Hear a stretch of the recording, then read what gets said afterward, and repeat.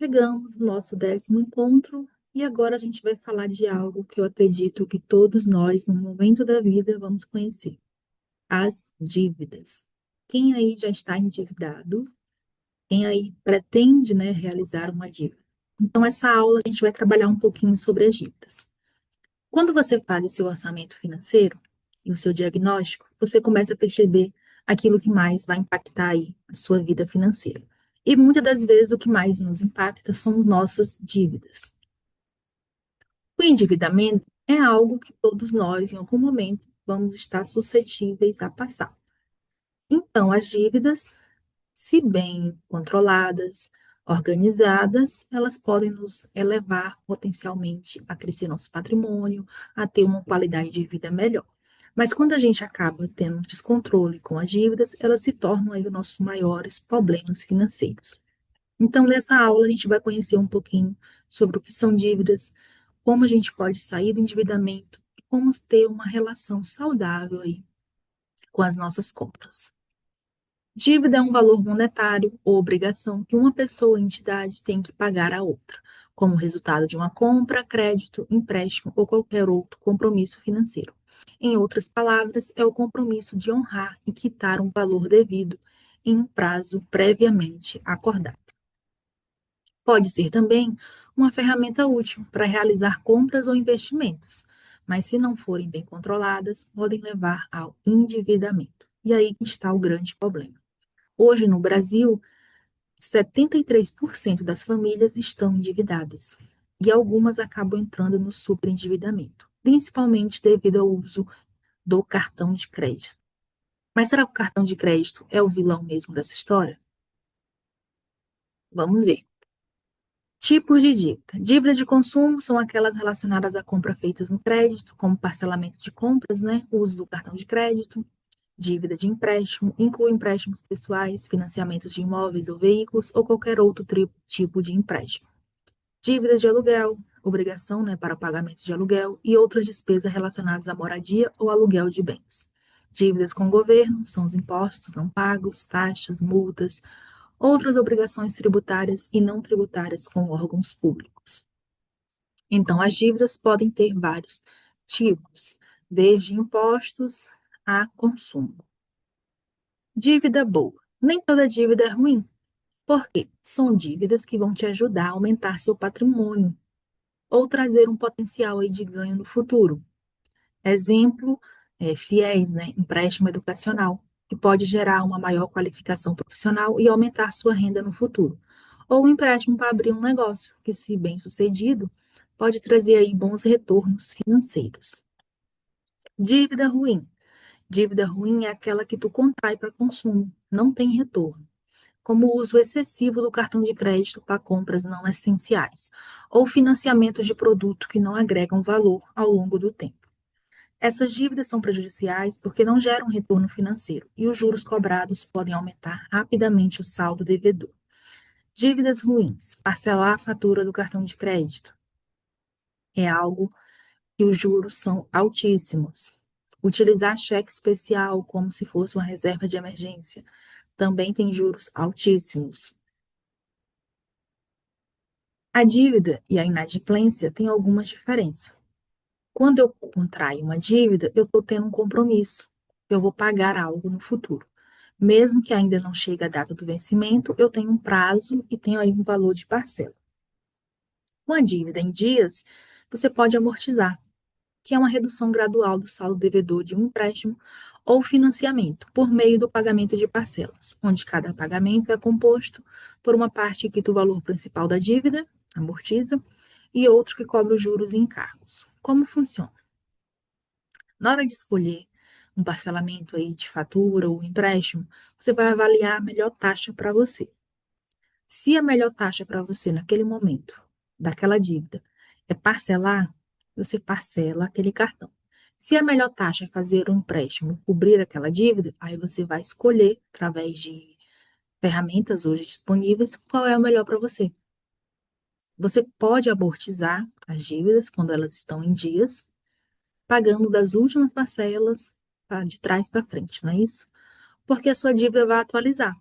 Não é porque você fez um contrato de 60 meses que você precisa realmente passar 60 meses para pagar. Se você tem um recurso extra sobrando lá no seu planejamento, você pode amortizar esse saldo devedor.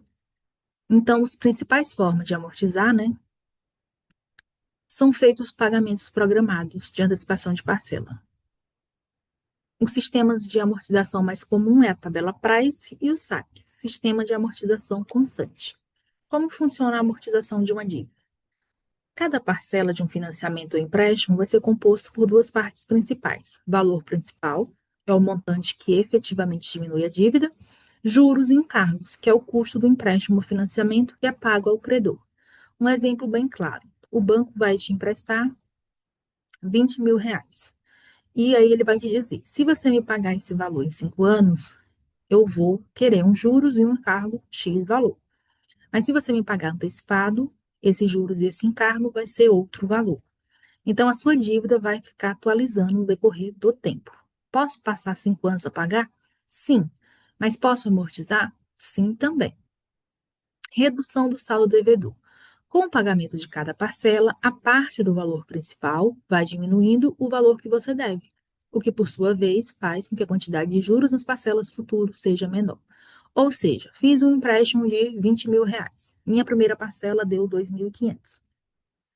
A minha última parcela pode estar 500 reais. Então, se eu quiser amortizar, eu pago a minha parcela do mês, 2.500, e a última lá, 500. Então, eu pago no mês 3.000 para reduzir o tempo desse empréstimo. É uma estratégia? É uma estratégia também válida. Tipo de amortização. Sistema Price.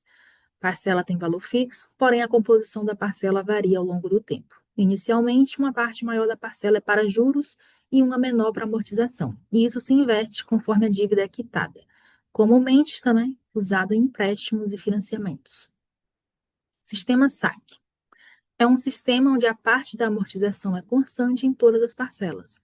As primeiras parcelas são sempre mais altas, pois combinam amortização maior e juros mais elevados, e vão diminuindo ao longo do tempo.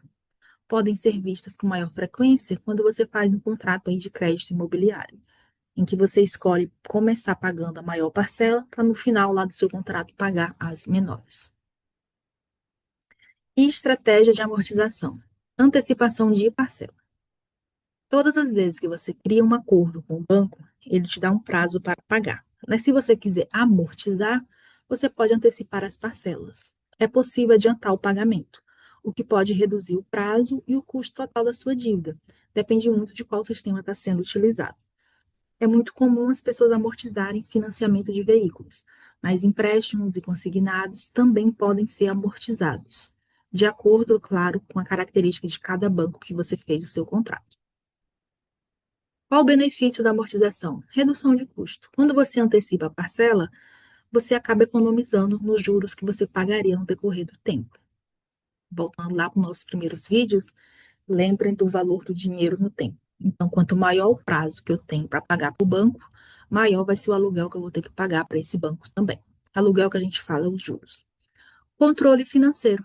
O planejamento de pagamento programado ajuda a controlar sua finança pessoal e empresarial. Vamos pegar novamente o exemplo do financiamento do carro em 5 anos. A parcela é 1.500. Se eu consigo amortizar e termino de pagar esse contrato em 2 anos e meio, a minha renda em 2 anos e meio vai voltar a subir mais R$ 1.000, não é isso? Então, eu consigo ter aí o retorno da minha renda, né, mensal, em 2 anos e meio, ao invés de 5 anos, porque eu amortizei e fiz um planejamento financeiro. Então, quando eu faço aquele controle na planilha, eu sei o quanto que eu consigo amortizar das minhas dívidas, principalmente aquelas que vão impactar meu orçamento mensal. Quitação mais rápido. Ao antecipar pagamentos, o prazo para quitar a dívida é encurtado.